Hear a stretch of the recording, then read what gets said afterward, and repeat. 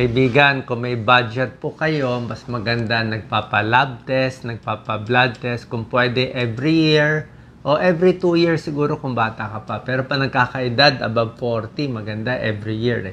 So ituturo ko sa inyo yung mga basic laboratory test, blood test, urinalysis, mura lang, at kung ano ang gagawin nyo kung mataas o mababa ang resulta. Okay, ito blood test to ni Doc Lisa. Ito pinapakita natin. So, basically, ang i-check nyo sa dugo, fasting blood sugar, ayan, no, para kung diabetic o hindi, creatinine, kung may kidney problem o wala, cholesterol, triglyceride, para sa taba sa katawan, potassium, pinakamahalaga, di ba sinasabi ko sa inyo, mura lang to, basic lang to eh. Meron din sa liver, pwede rin i-check SGPT, SGOT, hindi ko na-check dito kasi na-check ko na dati. Thyroid test, siguro every 3 years, thyroid test, maganda rin ma-check. Blood test, CBC, tsaka urinalysis. Isa-isahin natin. So, ito naman, actually, alam naman ito ng mga laboratory. Sabi mo, yung basic na medyo kompleto na lab test sa dugo, pati sa ihi. Ang fasting blood sugar, ang normal value dito, 70 to 105 milligrams per DL. Kay Doc Lisa, normal 100, di ba? So, pag lumampas konti sa 105, palagyan natin 110 o 115. Medyo pataas na yon, parang ano na eh, medyo papunta ka na sa diabetes. High na nga yun. Pag lumampas ng 125, 126, diabetic na yon. So, ito binabantayan lalo na sa may edad.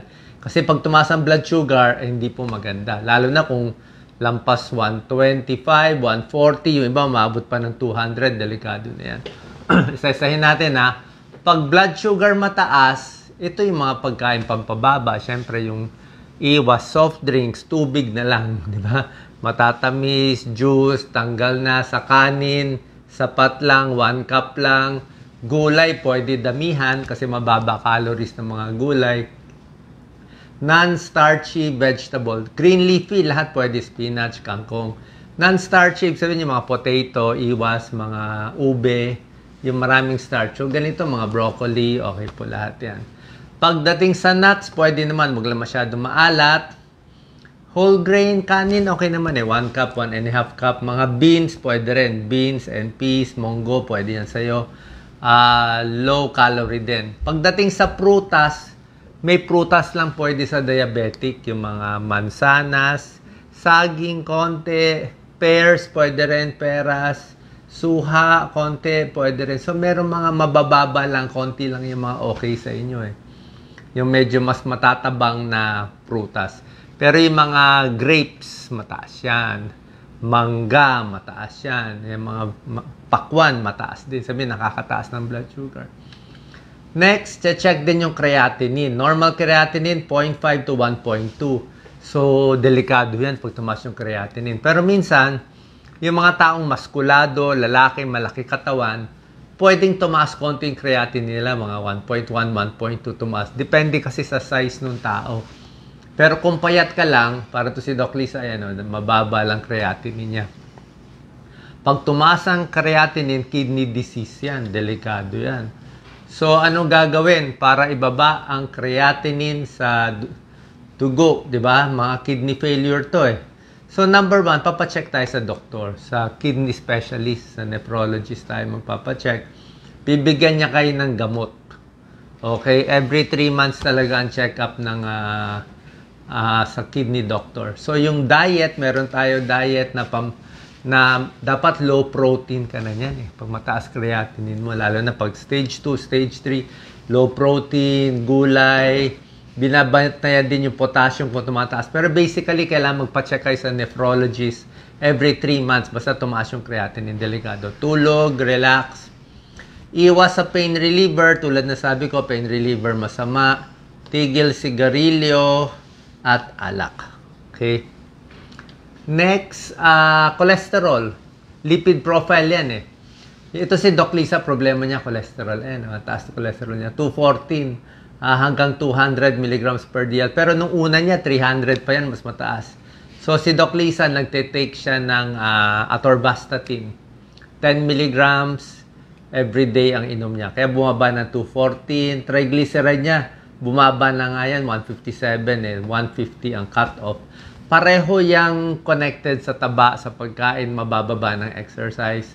Yung bad cholesterol nga niya, mataas konti. Pero yung kay Doc Lisa, okay na to, 240. Hanggang mga 240, para sa akin, medyo lenient ako eh. Basta mga 240 below, wala ka na masakit sa puso. Pwede na triglyceride a little high. Pwede na rin to LDL hanggang mga 160. Pwede na. Gusto natin baba, di ba? Pero kung ganyan lang, baka makuha pa sa dieta. Anyway, may gamot na siya. So, pag ang problema nyo, cholesterol, triglyceride, ito naman ang mga diet. Halos pareho din naman. Olive oil, isda, mas okay. Ito mga strawberry, avocado, pwede yan sa mataas cholesterol. Beans, nuts, wag lang masyadong mamantika at maalat. Green leafy vegetables, kangkong, spinach, black tea, green tea, pwede naman. Soy products, taho, gulay, mga citrus, pwede naman. Hindi nakakataas ng cholesterol. Pag chocolate, konti lang dark chocolate, di ba? Paano naman itong isa? Potassium. Okay? Ito very important. Pakita mo. 3.6 to 5.5 ang normal. Si Doc Lisa dati bumabaya ng 3.2. Napunta pa nga sa emergency room kami. Bumabagsak maraming Pilipino. Ngayon, naka-maintain na siya ng potassium supplement.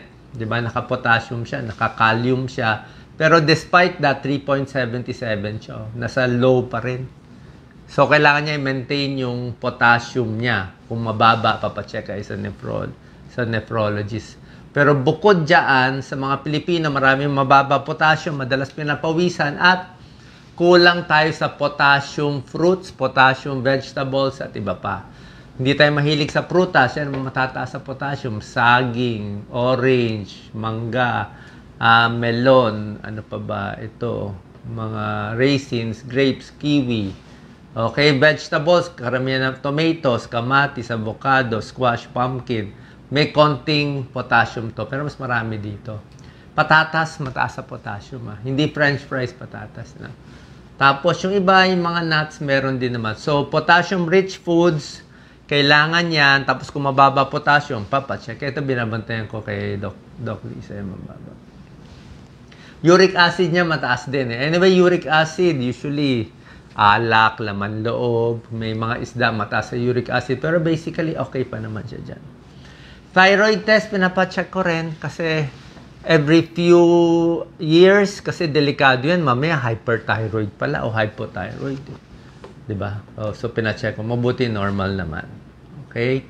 Sa CBC naman, titingnan kung anemic hemoglobin o hindi siya anemic, 12. Pero pag anemic kayo, high iron, mga mataas sa iron na pagkain, green leafy vegetables, yung mga meat, mataas sa iron. Laman loob, mataas sa iron. Mga atay.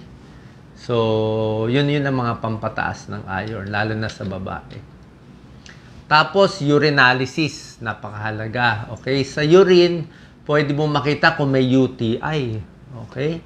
Kung may white blood cell, maraming bacteria, UTI. Makikita rin kung sobra taas ang blood sugar, nandito yung glucose. Pag tumaas yan, 200 plus na yung blood sugar mo.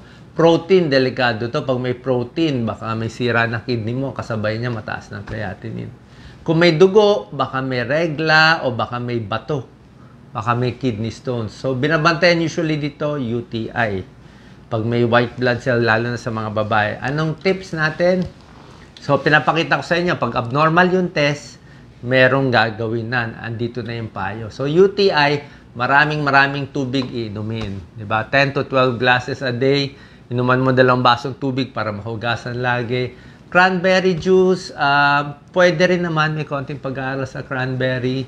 Mga pagkain mataas sa vitamin C, pwede rin makatulong konti. Yung mga papaya, broccoli. Mga babae, dapat magpupunas. Tama yung pagpunas. Minsan kasi alam niyo naman yung maling pagpunas, diba? Galing sa puwet, yung dumi, baka mapunta doon sa puwerta. So, kailangan paatras, lagi maghuhugas. Pagkatapos magtalik, kailangan umihi. Maraming nagkaka-UTI tapos magtalik. Yung iba, naglulubog sa mainit na tubig para mabawasan yung sakit ng UTI. Tapos, kailangan maghuhugas lagi ng kamay para hindi magka-UTI. Okay? Sana nakatulong po to. Every year, mas maganda po. Prevention is better than cure. Mas maganda, maaga pa malaman, uy, diabetic pala. Uy, mataas pala tong cholesterol. Para maaga pa lang, nagagamot na natin. Kasi pag hindi natin ginamot tong mga sakit na to, lalo na tong diabetes at iba pa, pag umabot na sa komplikasyon, sa dialysis, sa kidney transplant, pamahal na ng pamahal. So, itong basic labs, I think mas mura to. Pwede po to. Sana po nakatulong tong video. Good luck po sa blood test ninyo. Pwede nyo i-post sa page natin. Minsan gagawa tayo ng live para sagutin pa. Pero basically, nandito na yung mga gagawin nyo kung abnormal yung mga blood test sa inyo. Salamat po.